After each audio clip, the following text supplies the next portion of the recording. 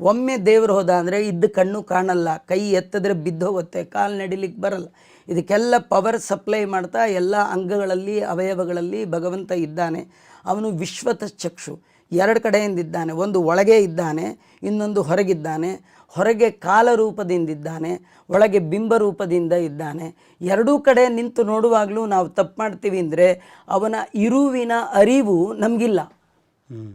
ಎಷ್ಟೋ ಜನ ಪೊಲೀಸ್ನವರು ಮಫ್ತಿಲಿರ್ತಾರೆ, ಕಳ್ಳಂಗೆ ಗೊತ್ತಾಗಲ್ಲ.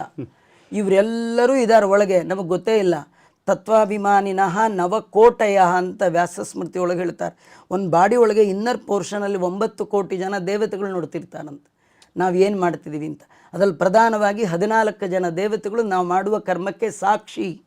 ಕೋರ್ಟಲ್ಲಿ ಸಾಕ್ಷಿ ಮುಖ್ಯ, ಯಮದೂತರ ಹತ್ರ ಯಮನ ಹತ್ರ ಸಾಕ್ಷಿ ಮುಖ್ಯ.